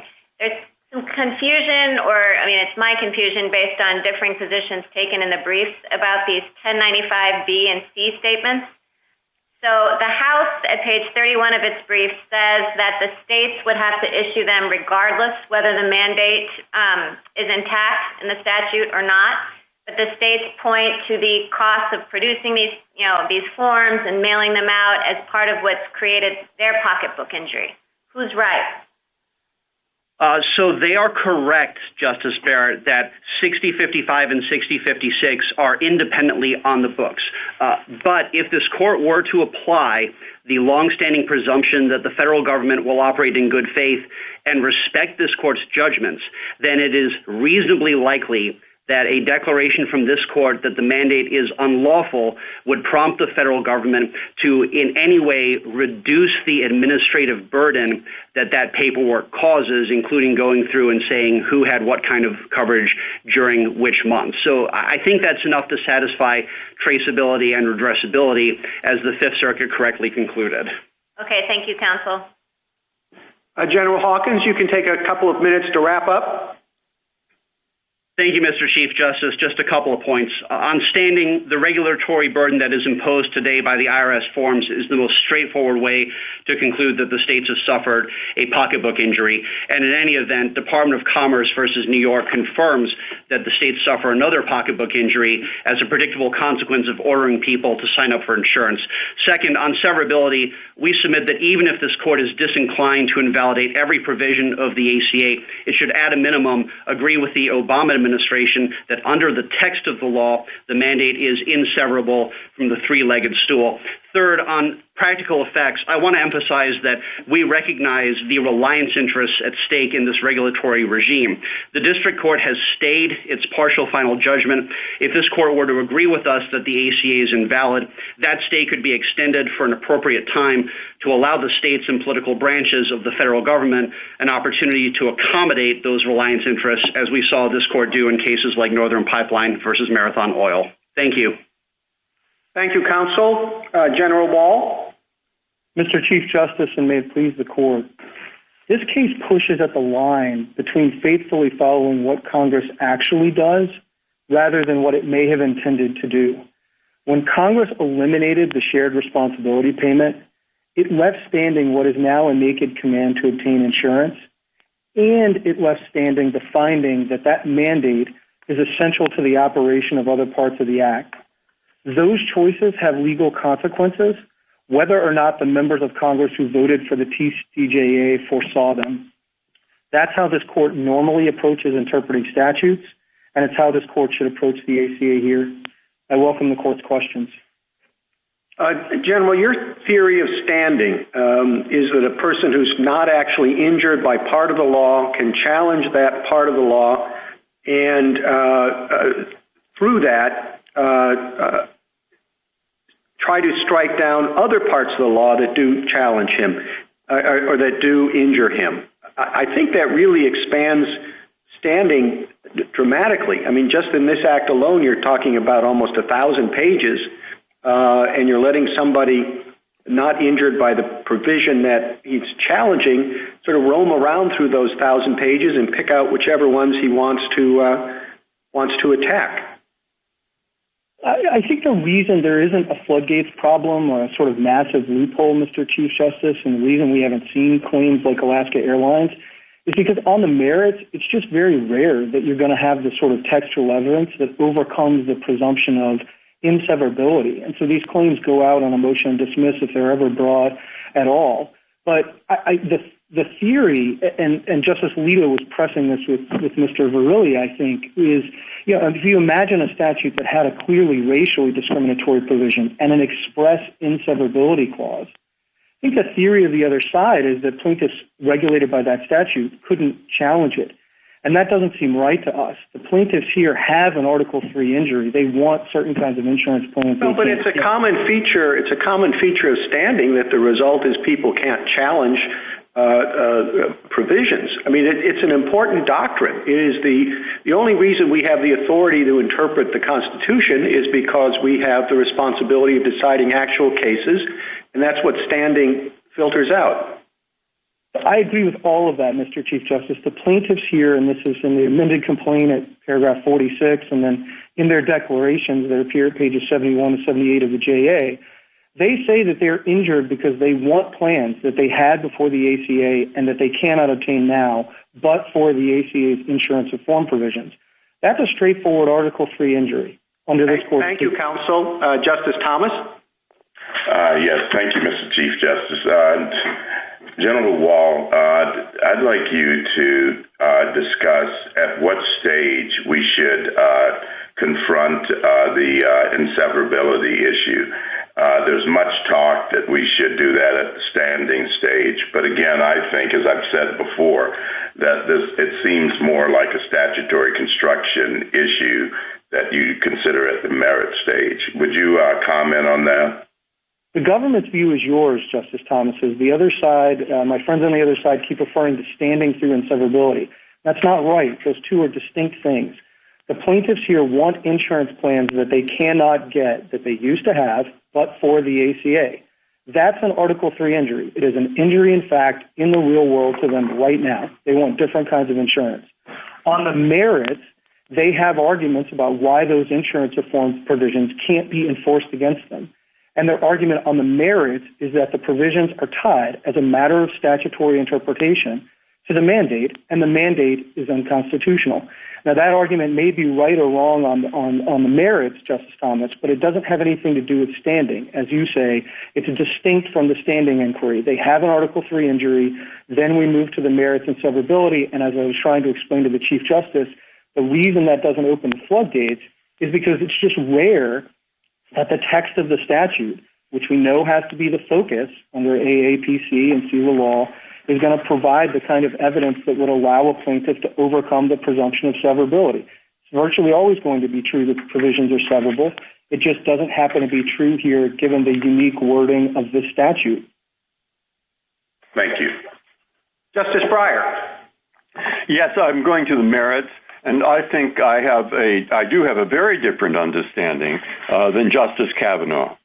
What I thought I heard said was that someone in the Solicitor General's office read through the entire United States Code, which must be quite a job, and discovered that there's no precatory language in the code. There is nothing in the code that says something like buy war bonds or something like plant a tree or something like clean your yard. Is that right? Just for there's plenty of precatory language in the code. If you say there is precatory language, precatory means in the dictionary pertaining to entreaty or supplication. Now, how is it that you know that this mandate, just by itself, without any penalty, is something more than a supplication or an entreaty? A couple of reasons, Justice Breyer. The first is that it says shall. You shall maintain minimum coverage, not that you're encouraged to do so. And the second is that when the majority in NFIB, in Part 3C, turned to the statute, it looked at not just subsections A and B, as my friends on the other side say, but also C. This is at page 562. So when it's looking at the statute and adopting the saving construction, it's looking at all three provisions and saying it has this essential feature of raising revenue. That's what allows us to take something that's more naturally construed as a command and read it as a tax. All right, so you had someone read through the entire United States Code, and you discovered that there is no precatory language in that code that uses the word shall. Is that right? Just for, I'm not aware of any, and in all the briefs... I didn't say you weren't aware of any. I might be have a misplaced idea, but I remember when I used to work there, we passed lots of things like National Port Week and all kinds of stuff. That was precatory, or said, let's have a celebration, or the nation shall, but plant a tree, etc. But you have read through the U.S. Code, or someone in your office, and has learned that there is no word shall in a precatory phrase? Justice Breyer, I cannot vouch that I have read the entire United States Code. I haven't either. I tell you, I haven't either. But we have looked at this question, and all of the precatory provisions to which anyone has pointed or of which we are aware say things like should, not you shall do these things. So I'm not aware of statutes that say you shall by... between shall and should. Okay. Thank you. I think that's one key distinction, Justice Breyer. I would also point to not just the passage in NFIB, but the exemptions. there are exemptions from the mandate for people with religious exemptions and prisoners and illegal aliens.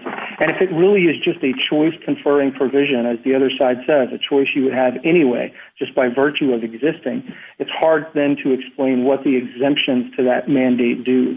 Well, as you say that, it reminds me in English, have I ever said, or have you ever said to someone in your family, you shall do it, but that is an entreaty. An entreaty, or a supplication, rather than threatening a punishment. Have you ever heard that used shall in respect to a supplication or an entreaty? No, Justice Breyer. In my family, when I tell my kids that they shall do things, that's a command backed by a penalty. Well, that's a much more organized family than mine. Justice Alito? Perhaps there's a difference between a supplication and a tax. Are you aware of any provisions in the code in which Congress has purported to use its taxing power to say, you must do this, we're going to tax it, and we're going to set the tax at zero? No, Justice Alito.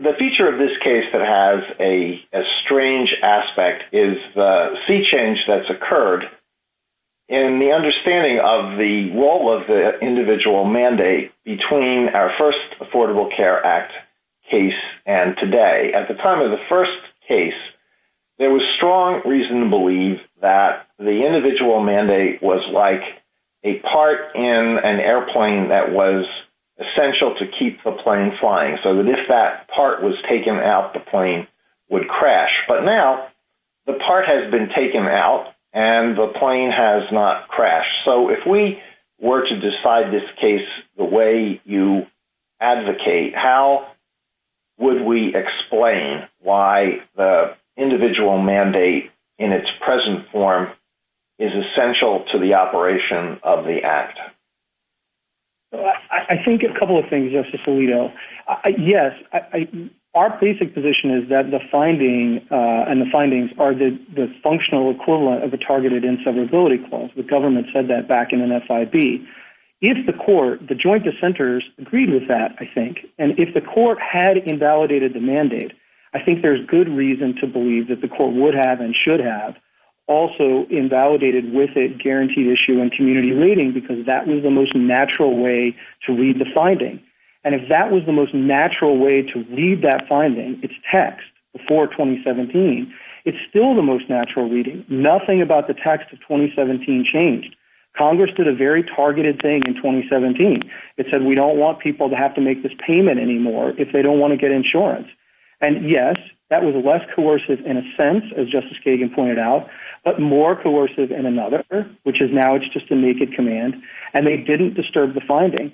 And I take the point on the other side that if you look at all these things from CBO reports to statement of legislators, that you can divine in the collective consciousness of Congress a judgment that the finding was no longer correct, but they didn't amend or alter the text of the Act.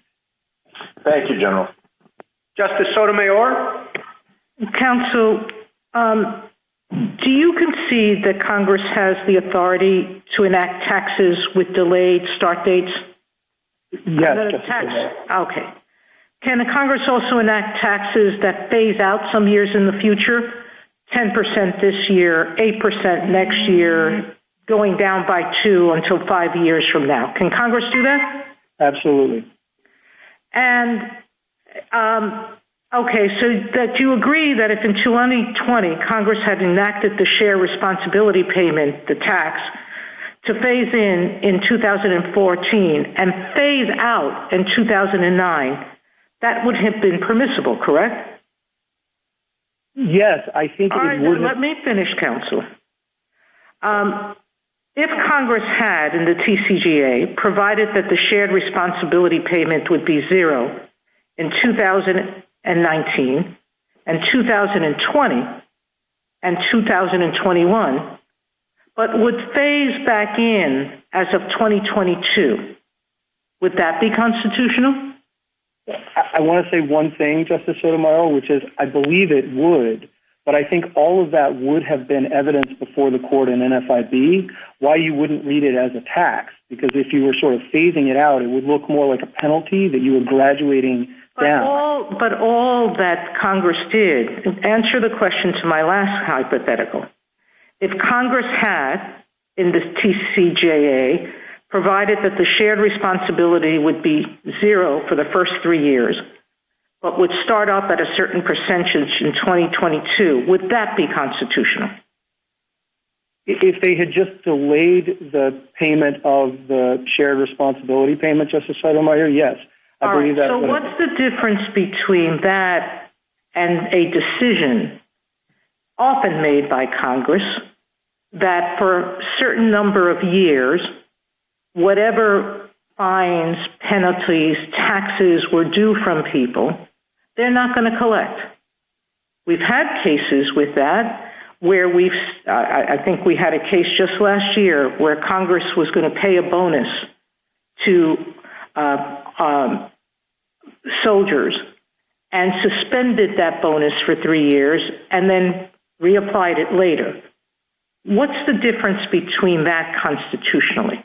If Congress has the power constitutionally to delay, to extinguish, to restart, why is this any different that at least 2 Congresses have chosen to forego the tax, but another Congress has the power not to? All of those other provisions, Justice Sotomayor, are written naturally like taxes. They say if you do a thing or you don't do a thing, you make a payment. The reason this is different is because once you eliminate the revenue-raising function, it's not naturally written like a tax, as the Chief Justice recognized. It was never most naturally thought of as a tax. What allowed it to be reasonably construed as a tax was the revenue-raising function. Once you cut that out of the statute, it no longer reads like any of those provisions that have suspended or delayed taxes. It reads very differently if you set them side by side. Justice Kagan? General Wall, assume for the moment that I don't really buy your standing through inseverability theory. Could you tell me what your view is about whether the states or the individual plaintiffs have standing here? We haven't taken a position on that, Justice Kagan, because we think I know you haven't. I know you haven't, General, but I'm asking you for one, because we have to take a position on it, and think of this as a one-justice CBSG.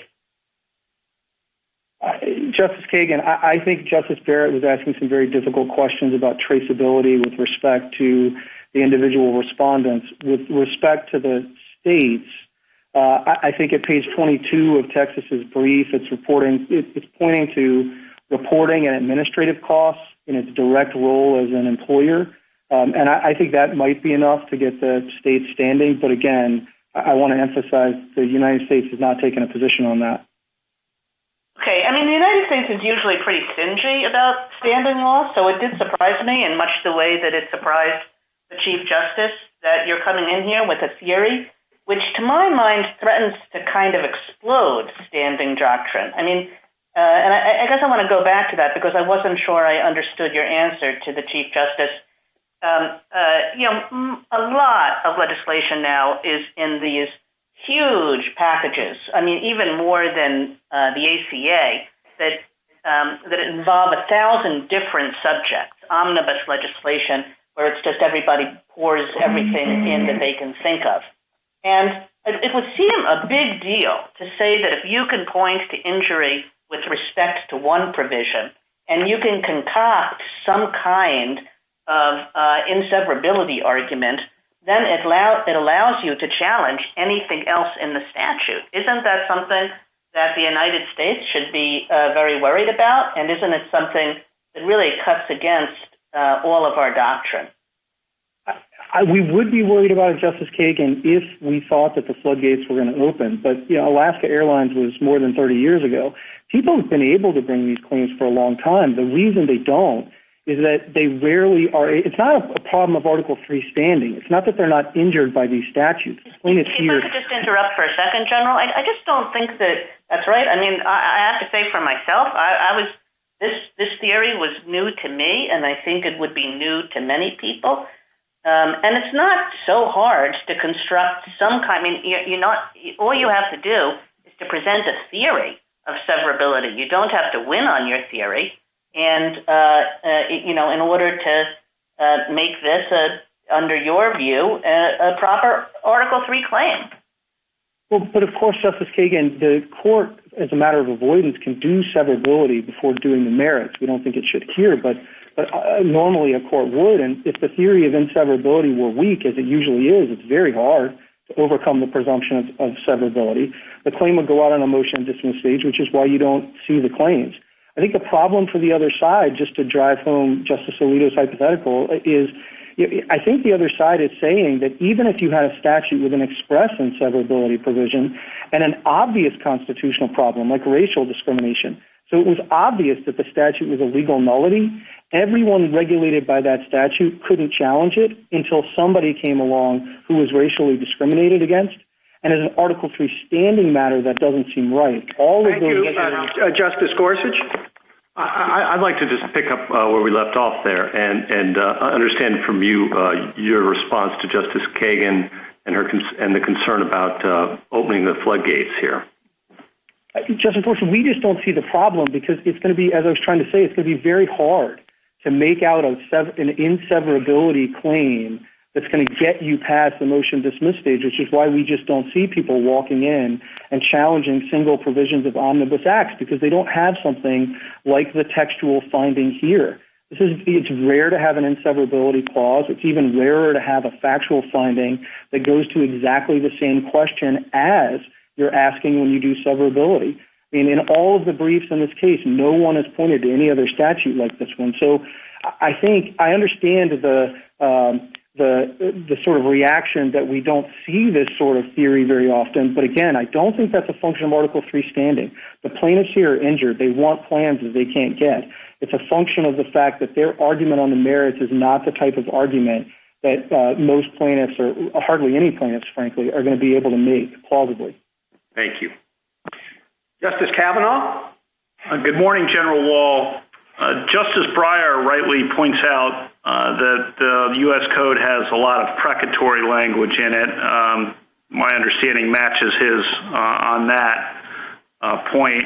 And to the extent the mandatory language here might be different and unusual, which was my question earlier, I think his question suggests, well, why not just construe this language as being similar to those precatory provisions that are strewn about the U.S. Code, which probably is both a standing and merits question, as I understood him to be asking. Can you respond to that? Sure. A few brief things, Justice Kavanaugh. The first is, of course, the court in NFIB said that the essential feature that allowed for the saving construction was that it raised revenue.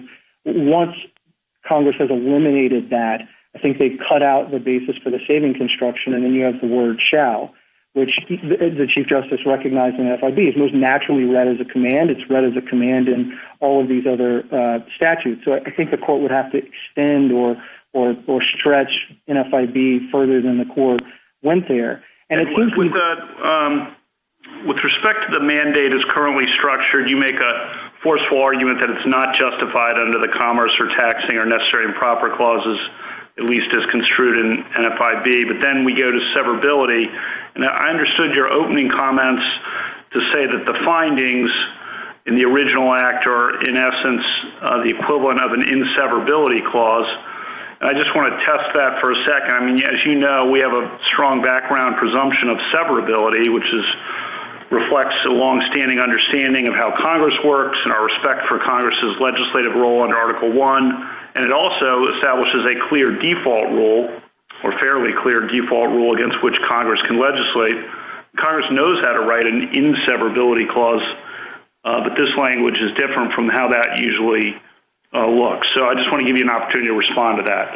Sure. So everyone agrees that there's no magic words requirement. And at that point, the finding speaks directly to the question here. It says the mandate, the requirement that you get into the market, is essential to guaranteed issue and community rating.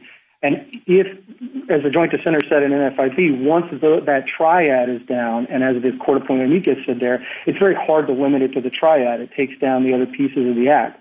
So I take the point, Justice Kavanaugh, that it's not written in the way one normally sees an inseverability clause, but it speaks directly to the question that the inseverability clause is meant to address, which is what is in the act that the mandate is essential to. And by its very terms, it says, and that's why I think the government argued powerfully in NFIB that it's the equivalent of a targeted inseverability clause. Thank you. Justice Barrett. General Wall, the petitioners have pointed out that if, in fact, Congress zeroed this out and made it no longer a tax, they've argued that Congress would have deliberately done something unconstitutional by grounding this language, if, in fact, it has force, assume that, in its commerce power. Do you think that it's indisputable that NFIB would render such an exercise of the commerce power unconstitutional? And I'm asking because, there were 5 justices who thought that, but it wasn't a majority opinion who said it. So do you think there's room for doubt on that score? So I do think there is a passage in Part 3C, which was joined by 5 members of the court, that does say it can't be upheld under the Commerce Clause, Justice Barrett. But even if it weren't, yes, I think it is clear from NFIB that if it is read as a command, that is not permissible under the Commerce Clause. And I don't even take any of the parties, I don't take the House or California to be disagreeing with that. They're just disagreeing on the statutory question of how best to read it. And one quick point on that to finish my answer to Justice Kavanaugh, it says shall, but I think at that point it's very difficult to make shall do the work of should. That's just more work than avoidance can do. That move would be open to the court in every case, like Lopez and Morrison. You could say, well, it just says that you shouldn't bring guns into school zones, or you shouldn't commit domestic abuse. But the court took those commands as what they were, commands that people shall do or not do something. And well, let's assume that I agree with you and that I think shall is shall and not should, and so it's a command. But don't you think then the petitioners have a point that if, as you say, NFIB squarely would say that the mandate would be unconstitutional as an exercise of the commerce power as opposed to the taxing power, that it would be odd for us to construe the statute as Congress saying, well, we're going to change the statute in a way that's going to render it constitutional, or this provision in a way that will render it unconstitutional? I think they have a fair point that if you were trying to define the collective consciousness of Congress, it may be that many or most of its members didn't understand the legal consequences of what it was doing because all they were doing was something more targeted. And they weren't thinking about the broader provisions or the findings or any of the rest. So I think it's fair to say that they didn't focus on this, but I don't think it's fair, Justice Barrett, to say that the court shouldn't apply the act by its terms just because that would create a constitutional problem. That's exactly what NFIB said would be the case, and that's what Congress did, whatever it may have been thinking or whatever it might have intended to do. Thank you. A minute to wrap up, General. Thank you, Mr. Chief Justice. As you wrote in NFIB, quoting Chief Justice Marshall, the peculiar circumstances of the moment may render a measure more or less wise, but cannot render it more or less constitutional. As it now stands, subsection A requires every law-abiding American to obtain health insurance unless they fall within one of 3 exemptions. That broad mandate, whatever its wisdom or practical import, exceeds Congress's enumerated powers, and the court should so hold. As for what that defect means for the ACA, Congress left standing the answer it gave in enacting the ACA. And whatever one's view of the wisdom of that answer in retrospect, the court should respect Congress's answer, adhere to the text of the ACA, stay its mandate, and allow the political branches to decide how to proceed given the peculiar circumstances of this moment. Thank you. Thank you, General. General Mongan, you have 3 minutes for rebuttal. Thank you, Mr. Chief Justice. I have 3 points. First, if you read the text respondent's way, you have to attribute to the 2017 Congress an intent to impose the very command this court said would be unconstitutional. The court should avoid that result if there's any other possible way to read the text. And here there's an obvious alternative. If you adhere to the choice construction the court gave to 5000A and NFIB, that just makes the statute inoperative, a choice between buying insurance or doing nothing. Now, that's a somewhat unusual statute, but it aligns with this court's authoritative construction. It's exactly how Congress and the President understood the amendment and what they told their constituents they were doing. It allows Americans to freely choose whether to buy health insurance. And I think I heard at least one of my friends acknowledge that on that reading, it would be constitutional. Second, AAPC makes clear that there's a strong presumption in favor of severability that can only be overcome with some powerful objective basis. Respondents cannot identify one here.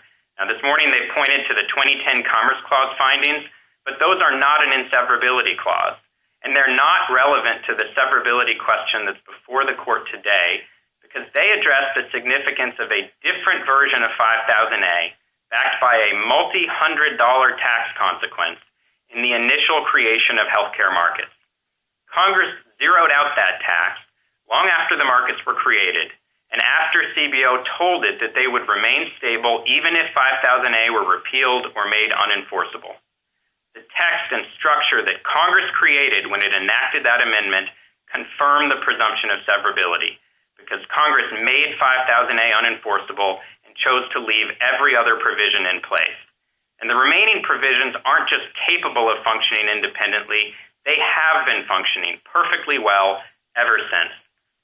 Finally, whatever your approach to severability, it's common ground that any remedy should respect the separation of powers and should not invalidate any more of Congress's work than is absolutely necessary. And what's before the court today is an enormously consequential statute.